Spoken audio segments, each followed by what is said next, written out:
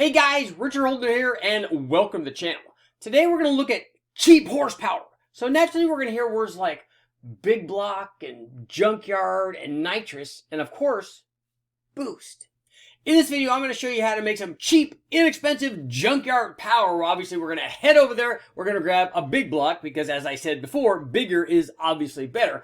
We're going to show you how to do some simple mods like a camshaft and then some big power stuff like nitrous and of course, boost, because as we know, everything is better with boost. Since everybody's looking for the inexpensive way to make extra power, I thought I'd show you a couple of methods and we can kind of talk about those. We'll start off, obviously, the best place to go is to the junkyard. And if you're going to go there, pick something good to begin with that's already making fairly good power. In this case, I picked a big block Chevy, so it's always a good starting point. Because you know, if you go pick a 454 Chevy, that you've got a lot of cubic inches, you got a lot starting out. So adding cylinder heads and camshafts and various different things, you can make lots of power already because you're starting out big. So we started out with a Gen 6 454, and what I did to start out with is rather than putting expensive cylinder heads or we would eventually put a camshaft in it, but going with the big pricey items, we decided to show you what happens when we just take and run this thing on the dyno.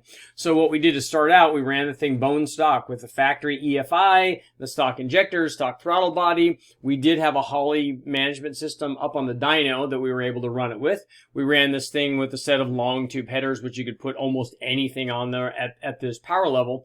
And we would eventually go up to a carburetor, and I'm gonna show you what happens when we add nitrous, because it's a very inexpensive, impressive power gain. So we took a look and ran this thing on the dyno. It was as I said, Gen 6. This particular one was a 1998, came out of a full-size truck. And the Gen 6 is nice because it has a few good things going for it that the earlier motors didn't have. One, it has a hydraulic roller cam, so obviously less friction, but also it means that you can run ramp cams with like much more aggressive ramp rates and ultimately make more power. So if you do a cam upgrade, which we're going to do on this, you can make quite a bit of power with the hydraulic roller stuff in this factory. Also, the Gen 6 came with the good cylinder heads. And I say good, they're not the older rec port performance heads, but they're not the peanut ports that came in the Gen 5 stuff. They're a standard size oval port. They've got very small chambers on them, and they work really well, as we'll see. You can make a ton of power with these things. But we ran this thing in stock trim with long tube headers and an electric Mazir electric water pump, and then an open throttle body, basically. This thing is originally rated, I think, at 290 horsepower. And run the way that we run it with a factory fuel injection, it made 355.5 horsepower and 385.5 foot-pounds of torque. Not surprisingly, given that it's in a truck application, it was designed for low-speed torque, which is what it's doing. It made peak torque at 3,300 RPM and peak power all the way up here at 4,400 RPM. 356 horsepower. So here's what happened when, and this is normally what we do when we run these. We don't continually run them with fuel injection. What we do is normally just upgrade and put a carburetor on, because if you're going to swap this motor into something like an older Chevelle or Nova or something like that, then you probably more than likely would do it with a carburetor. And here's what happened when we put a dual plane carburetor on there. And I'll tell you what we ran here. This was a Performer RPM air gap and a 650 HOLLEY. It was an oval port RPM air gap and a 650. And I know some people are going to say, well, yeah, it's a 454. You need to have something bigger than the 650. You don't, because it's only a 450 horsepower motor. Now, it might be that a 750 might add a little bit of power, or not even a 450 horsepower. I take that back. It's a 370 horsepower motor. So on a 370 horsepower motor, you definitely use a 650. You might be able to eke out a little bit more with a 750, but the 650 would work just fine at this power level because you only need a certain amount of airflow. Run with the dual plane and the carburetor, the peak power jumped up a little bit, just over 370 horsepower. Peak torque was actually down 476 foot-pounds, and you can see that the fuel injection made a little bit more power up to 3,600, and then the carburation made more power after that. But what really woke this thing up, and what I would recommend to people, is if you go get one of these motors from the wrecking yard, put a dual plane intake manifold on it, because that's going to work best in the RPM range you're going to run on this thing, especially if you don't change the camshaft and the valve springs. Run a dual plane on it, and then put an easy plate nitrous system on it. And here's what happened when we put a Sniper nitrous system on it, which is a very affordable piece from HOLLEY. And all of a sudden now we have a motor that makes over 500 horsepower, 519 horsepower. And peak torque was all the way up because remember, we're activating this thing below the crossover point of 5252. So any amount of power that you add is going to add even more torque. Just simple math. And our peak torque occurred because we hit this thing early. Our peak torque occurred at 4,200 RPM and it was 646 foot-pounds. Which means if you have this 500 horsepower now big block with 646 foot-pounds of torque and you put this in a car, even with just a junkyard motor and a carburetor and nitrous, which is a fairly cheap date, you can make some serious performance out of stuff you just got from the wrecking yard. Now let's take a look at some boost. Another inexpensive route that works very well with almost anything from the wrecking yard, whether it's an LS or a Cleveland or a 4-cylinder or 6-cylinder, doesn't matter. In this case, obviously, we're using it again on a big block, which definitely works well, is to add boost to it. And you can add it very simply, either with a blow-through carburetor like we did here. You can also run it with EFI, which also works. But this was our Gen 6 big block. On this particular example, we ran, and this was our stock one I showed you, run with the carburetor, 370 horsepower and 476 foot-pounds of torque.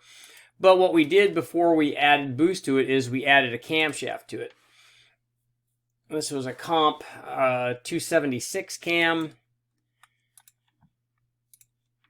That one was a 510 lift, so fairly low lift. It was an off-the-shelf piece, 224, 230 at 50 and 110 degree lobe separation angle. We also did a valve spring upgrade on the factory cast iron oval port heads.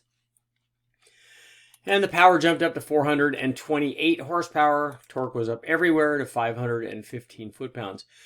Now I want to show you what happens if you really want to make some serious power. You know, there are a couple of ways to go. You could go with a big, expensive stroker motor, aluminum heads, all of that stuff, a big Dominator carburetor, and a big Super Victor intake and all that stuff. And that works really well. And I have lots of videos up on that stuff. But the other way to do it is simply to add boost to your junkyard motor.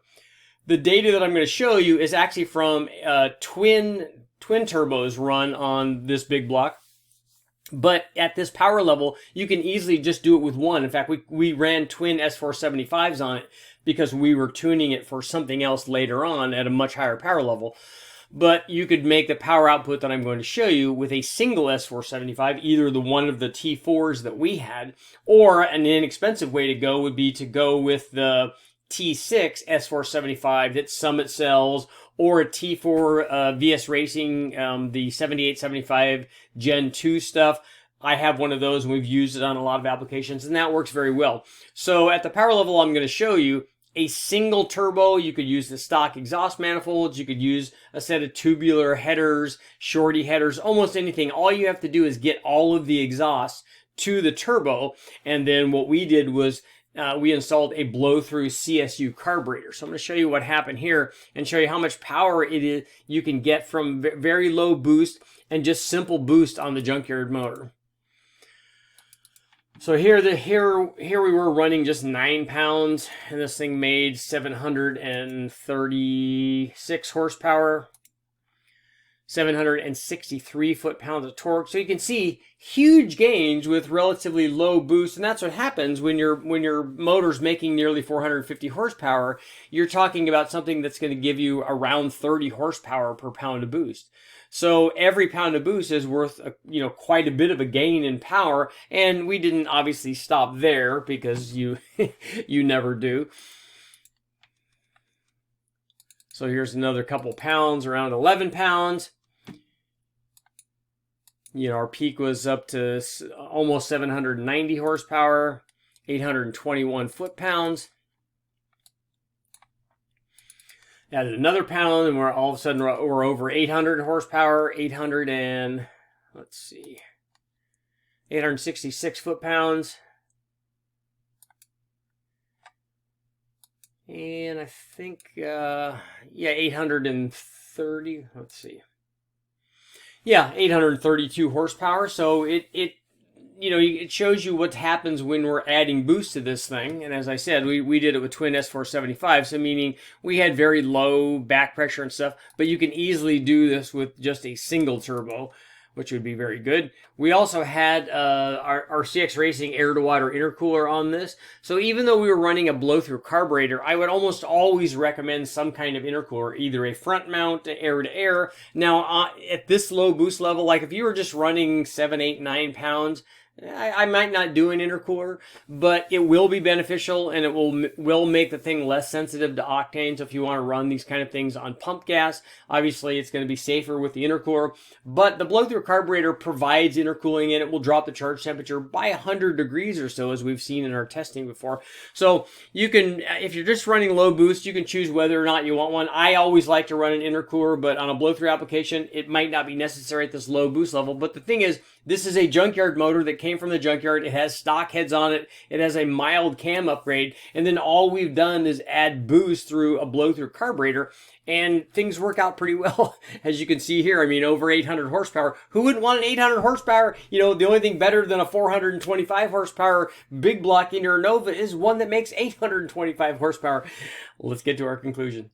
Okay guys, what do we learn from this little adventure with our Junkyard big block Chevy mods? Well, we learned the following thing. There are things that you probably should do, and there are things that you probably should not do, and I didn't really cover the things that we should not do on our big block Chevy. Don't spend money on expensive aftermarket cylinder heads. Obviously, if you're going to add nitrous or boost, there's plenty of power to be had just from that modification. Now, if you do add a camshaft and you add cylinder heads, it's going to make more power. But the cylinder head thing would be the last modification I would make. As we saw, a camshaft adds pretty good power. You're not going to add a ton of power to an otherwise stock motor with a good cylinder head upgrade because the rest of the motor just can't take advantage of what the cylinder head has to offer. Not true of nitrous. If you add nitrous to any combination, it's going to add based on the amount of nitrous that you're putting to it. So in our case, we added 125 horsepower shot, and guess what? That added about 125 horsepower from our starting point. And as always, we know this going in.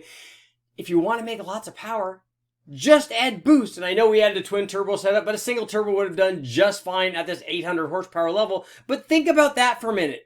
800 horsepower, and as we saw here, over 800 foot-pounds of torque.